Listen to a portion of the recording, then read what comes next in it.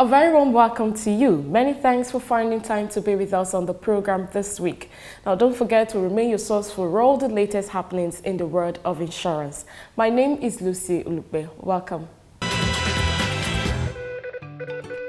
On our lineup this week, first we join Faith and our guest, Mr. Oloyinbo Bamike, the Chief Executive Officer of the United African Insurance Brokers Limited, UAIB, on the CEO Rendezvous, where they discussed NSAS protest aftermath, leveraging risk management. Speaking in the course of the interview, Mr. Bamike noted that there is a difference between buying insurance and doing risk management. Do take a listen. Government in Nigeria, I'm sorry to say, are generally careless. Now, I would say Lagos State government in particular, they do a lot of insurance. I'm aware of that. But there's a difference between planning to buy insurance and doing risk management. Vastly different. Because the only solution when you do risk management is not insurance. So when you do your risk management properly, insurance is what we do for what they call residual risks. So when you analyze a risk, you identify your risk, you analyze it, you take steps to actually mitigate those risks. Now, when you have taken those steps, what we call residual risk is what will pass to insurance companies. On the lineup, we'll also bring you highlights from the second Insurance Directors Conference put together by the National Insurance Commission, NICOM, through the College of Insurance and Financial Management at the Lagos Oriental Hotel, with the theme, Insurance Industry Post-Pandemic, the Pursuit for Survival and Growth. As expected, stakeholders in the insurance business were in attendance to discuss burning issues as it relates to insurance operations in Nigeria. Take a listen.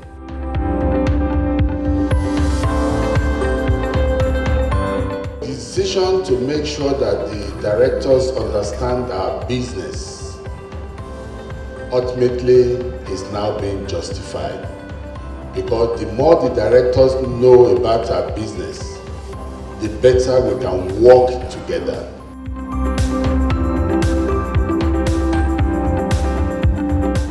I believe that chairmen of board, members of the board of directors will agree with me that policies that will drive a shift in the institution should start or have the binding of the board. The policy direction you will give will go a long way in ensuring sustainability and development of your various institutions.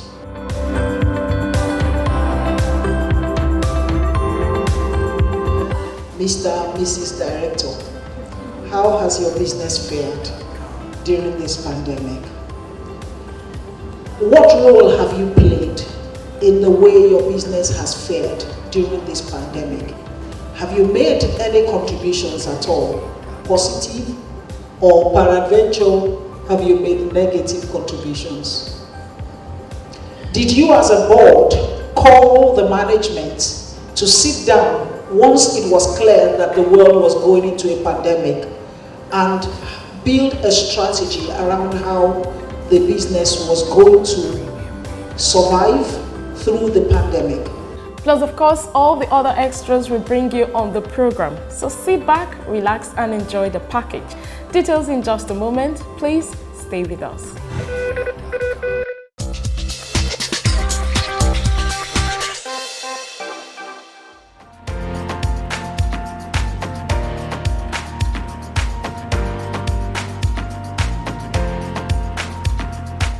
A very warm welcome to you. It's a pleasure to have you join us on the CEO Rendezvous this week. Today on the site, we'll be looking at NSAS aftermath, reinsurance to the rescue. And to do justice to that is the Chief Executive Officer of United Africa Insurance Brokers, UAIB, Mr. Yombo Bamike, who is a fellow of the Chartered Insurance Institute of London. He's also an enterprise risk management expert. Thank you so very much, sir, for joining us on the Thank you very much. Thank you. Okay, sir, let me start off by saying that when people hear reinsurance, they are usually confused. And it's even worse when they now hear a reinsurance broker. They ask you, what does that mean? I think the best way to put it is that a reinsurance broker does exactly the same thing an insurance broker does for its customers. So an insurance broker takes the customer's business and places it with an insurance company. A reinsurance broker takes the insurance company's business and places it with a reinsurance company. So we are like the business to business end of the transaction, and the broker is the customer to business end of it. Like they say B2B, we are the B2B. We only have businesses as our clients, and we only place businesses with corporate bodies. Okay. How challenging is the reinsurance broking space in Nigeria and globally, especially in the face of the COVID-19 pandemic? Well, in Nigeria, it's challenging. Generally, people who operate in the space tend to travel quite a bit. Yes. So the first thing that's happened is that we've not been able to travel quite as much. You tend to travel to meet potential business partners, either in conferences or you visit their markets directly. And you tend to travel to maintain those relationships. Now, in the last 1 year, thereabout, we've been forced to do the business without necessarily traveling. So that's a different challenge. The expectation is that this is temporary, and then eventually you probably get to be able to travel again. But in the meantime, we are doing as best as we can. The relationships we have already, we are maintaining them by various means of communicating, emails, Zoom meetings, and such. Even WhatsApp. Every tool is available. But it's challenging, but I believe we'll overcome it. We are still doing quite as well as we are doing before. Okay, so let's bring it back home. 2020, no doubt, will go down in history as one of the worst years for economies worldwide as a result of the pandemic. It's even a double whammy for Nigeria. We had the pandemic and the EndSARS protests. Lagos State, as we speak, is still bleeding from the aftermath of that. I recall that immediately after the EndSARS protests and the wanton destructions nationwide, a lot of people have called to ask me that, oh, insurance, in popular terms, what is JEGBC? How are they going to get money to pay? And of course, you have to explain there's reinsurance and all of that. But I just want to put in perspective, looking at what has happened in 2020 vis-a-vis the EndSARS protest in Nigeria. What is the impact of that in the insurance markets in Nigeria, especially as it relates to reinsurance products? Okay. First, the first side of it is, say, the pandemic. The thing with insurance is that you have to buy the insurance in order to claim. Unfortunately, Nigerians don't have a very good habit with buying insurance. So there's a difference between economic loss and losses that you can recover from insurance, from an insurance company. So first, you have to buy the cover so you can get a claim. A lot of people, when you ask them, when they are buying their fire insurance, especially commercial risk, even I know brokers who have advised a lot of clients, oh, extend it to special risk, buy civil strike. I say, no, just buy me the basic stuff. The basic stuff won't get you cover from, say, either a pandemic loss or a protest loss. You need to specifically buy it. I'm aware, however, that with the SARS, with the protest, the insurance companies in Nigeria are generally working to make sure that even in some cases where the cover is not clear, they pay the claims. Once you have a policy and your insurance company is adequately reinsured, paying a claim is not a problem for the industry. The pandemic, on the other side, caused a lot of economic losses, which are not insurable. I mean, Nigeria is going through a recession because of the pandemic. There's nothing much you can do about that insurance-wise. The part of it that you can claim from insurance, I don't think a lot of Nigerian companies were that sophisticated in their risk management assessment to have bought a cover, a consequential loss cover following a pandemic, which a couple of companies in the UK bought, or probably outside Nigeria. If it's an international company in Nigeria, for example, has a global policy that included consequential loss following a pandemic or related like events, then they'll pay, they'll get a claim. But generally, people tend to buy consequential losses following physical loss and damage. So you need an asset that suffers from a physical loss, either from fire or any other means. And then the consequential losses that follows that will be paid. So I'm aware international companies in some jurisdictions are paying claims, especially in the UK. They are going to pay claims following the pandemic. A lot of companies in Nigeria didn't buy that cover. If you didn't buy the cover, then you can't make the claim. Okay, sir, I sorry to cut into your thought. I do know the UK that you mentioned, for example, it just occurred to me that they actually had to go to court, or I think up to the Supreme Court, to give judgment on business interruption policy, which is now forcing some insurance companies to, of course, to admit the claims and all that. And even in South Africa, we also saw customers had to go to court, take insurance to court over business interruption policy. But I just want to see, what is the reality of that in the Nigerian market? Okay, that's why I said that you need to buy a cover that defines your consequential loss in such a way that it will be covered when there's a pandemic. I think the particular case in the UK was like the sample guy that went to court. I think he ran like a sports center of some kind. Yes. And of course, because the pandemic happened, people could not come to his shop, and therefore he lost money. But he had a policy that provided cover potentially for that. It was not a matter of defining whether a pandemic falls within the scope of what they were intending. Like, it's not everybody that took their risk management process to the point where they thought a pandemic will occur. Now, if it occurs, what will I do? Or what will happen to me? If an event center in Nigeria, for example, says, if I lose money as a result of a widespread case of cholera, for example, and there's a widespread case of cholera and people couldn't go out, you could extend it to say, oh, maybe it could be something like, because there's no physical loss or damage, but there's an interruption to this person's business activity. In that sense, I don't think Nigerian companies really faced heavy claims from the pandemic, but there are claims from the EndSARS protest because riots, civil commotions, what we call political violence, all those things are insurable.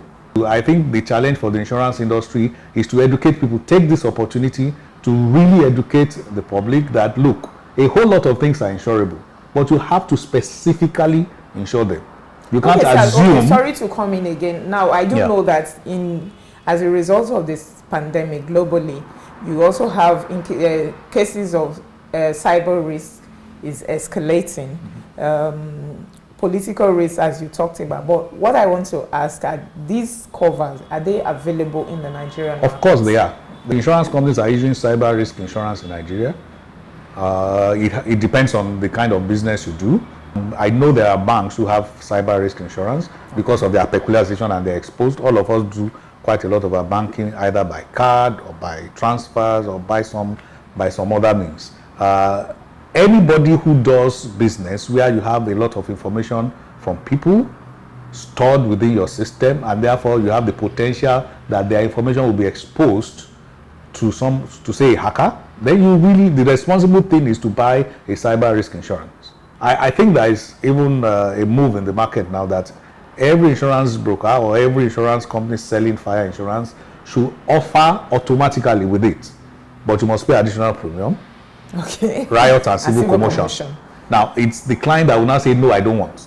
But you should offer it. So when next time you go to buy fire insurance, say for your assets in your office, you are supposed to be given a fire policy that includes a riot and civil commotion cover at a small additional cost. Really not as high as the fire risk.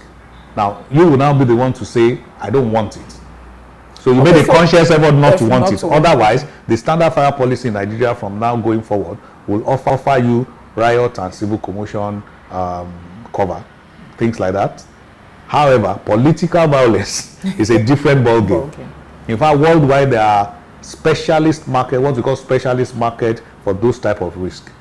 A lot of Nigerian companies may not be able to offer it to you directly, but if you ask them for political violence insurance, they have partners that they will use to provide the cover. They won't tell you no, but they will just tell you hold on, and then they will arrange the cover with their partners, and then they will price it right, and then you can have Mr. Bamike, what about, we've also seen a rise in the cases of kidnapping, high profile, medium profile people, low profile Okay, people in recent times. So it's an interesting thing.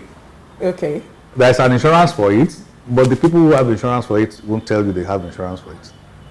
For fear of not being kidnapped. In fact, it's written into the contract. If I give you a kidnap and ransom insurance, you can't tell anybody you have it.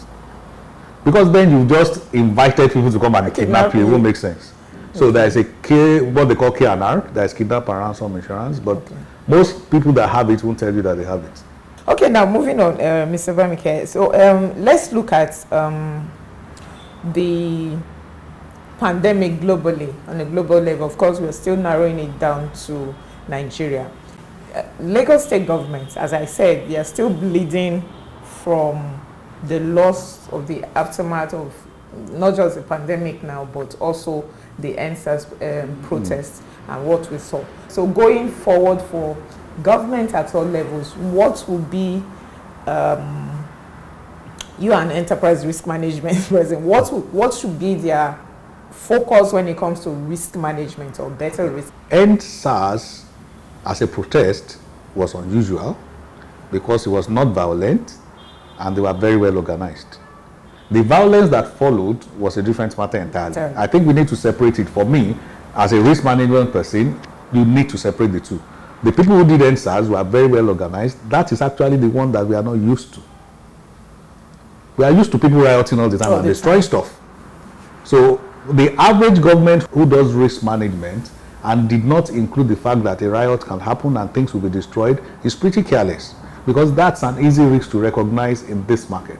Okay, Mr. Bamike, sorry to cut into your thoughts, because I've had a conversation sometime late last year with an underwriter, and he was telling me that he's even shocked that the number of BRT buses in Lagos, such large numbers were housed in a particular place, and when the fire came, it raised a number. When somebody, then it raised. Okay, that's why I'm saying that it's actually pretty careless for the government not to have thought about riots, because it's not the first time we've had a riot in Lagos and things were destroyed. So the average government ought to have a plan for that. The second thing is that once the peaceful protest started and it kept on going long, a lot of people thought, well, there's a possibility that this could become something else. At that time, I believe, yes, the government was careless to have just left everything the way it is and just sort of like folded their arms like, let's wait and see. Let's wait and see. So that was the point in time where you start saying, okay, what is the maximum number of buses we should park in one spot? I think essentially what we have is government in Nigeria, I'm sorry to say, are generally careless. Now, I'll say Lagos state government in particular, they do a lot of insurance. I'm aware of that. But there's a difference between planning to buy insurance and doing risk management. Vastly different. Because the only solution when you do risk management is not insurance. So when you do your risk management properly, insurance is what we do for what they call residual risks. So when you analyze a risk, you identify your risk, you analyze it, you take steps to actually mitigate those risks. Now, when you have taken those steps, what we call residual risk is what you pass to insurance companies. So when you do your risk management properly, you first of all make sure you mitigate the risk. It's the residual part of it that you really can do nothing about. So when all is said and done, something can happen. Then I insure. So I take steps in, for example, in my house not to be careless with gas, not to be careless with electricity, make sure all my fittings are done, have fire extinguishers, have smoke alarm. That doesn't stop me from buying fire insurance. Because if something happens, I will still need insurance to pay my losses back. So that's it. So yes, but like they say, hindsight is 20/20 vision. Looking back, you shouldn't have packed so many buses in one place. But somebody could ask you, how else are the buses going to get out in the morning on time? But there's always a way. If you sit down and think about it, I'm not saying I know the answer to it, but if people who are transport experts, logistics experts, sit down, you dimension the issues to them, they provide you a solution that is workable.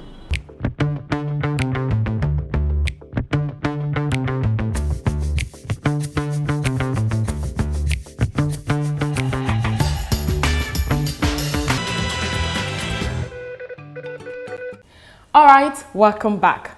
Moving on, we now bring you highlights from the 2020 Insurance Directors Conference, which was held under the theme Insurance Industry Post-Pandemic, the Pursuit for Survival and Growth. Many believe that the theme aptly captures the reality of the moment because the insurance sector requires urgent recovery plan to be able to support the recovery of other businesses in the economy. Happy viewing.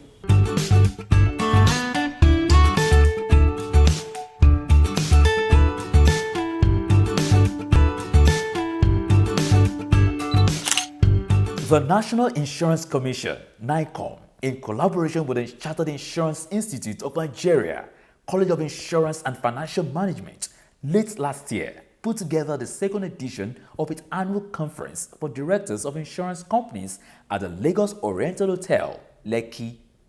The theme was Insurance Industry Post-Pandemic, the Pursuit for Survival and Growth. The objective of the annual conference is to build capacity of insurance directors for better understanding of insurance business.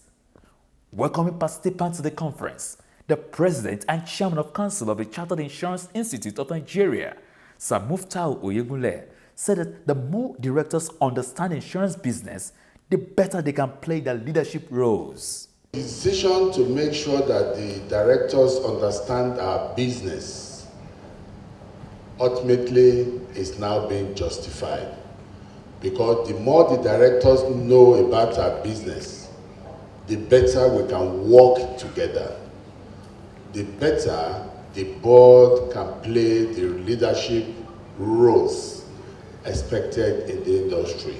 In his keynote address, the Commissioner for Insurance, Mr. O.S. Thomas, noted that the insurance industry requires urgent recovery post-pandemic to be able to support other businesses. The present challenges brought about by the pandemic in the economy in general and our industry in particular are enormous. Critical measures are therefore required of us that sit on top of the pyramid. It must be emphasized that the insurance sector requires more urgent recovery post-COVID-19 so that we can support the recovery and restoration of other businesses. The first paper session of the Directors' Conference focused on the sub-theme, developing strategic direction for finance and investment, the challenges of board oversight functions. Speaker was Mr. Jimmy Ogbobine, Head, Augusta Consulting.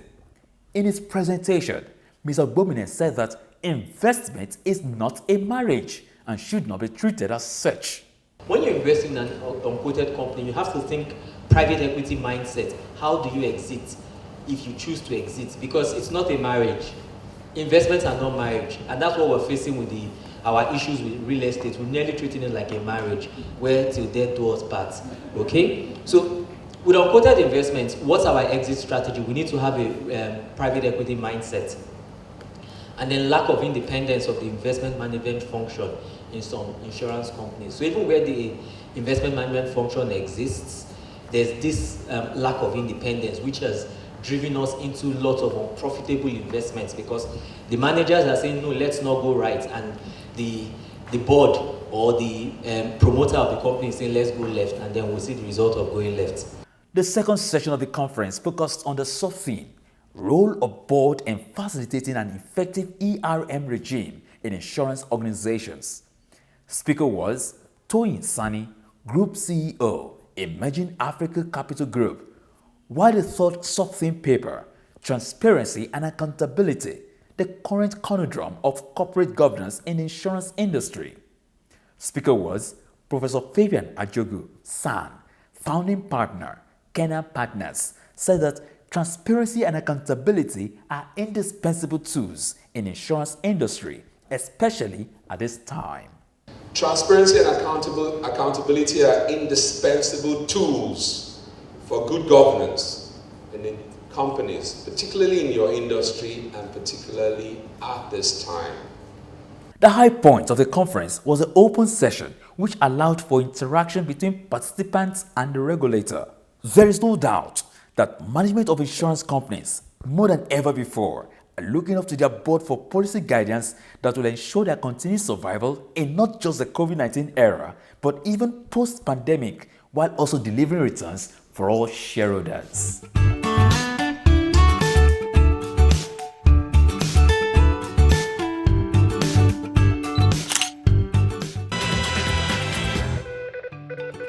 That's our time on the program this week. Many thanks for being a part of it. Join us again, same time, same station next week for a fresh package. In the meantime, feel free as always to connect with us on all our social media platforms. Don't forget to also keep a date with us on our flagship radio program, Waiting Insurance They Do Serve, on Nigeria FM 102.7, live every Wednesday by 9:45 a.m. My name is Lucy Olugbe. Until next time, from the entire team, it's goodbye and please stay safe.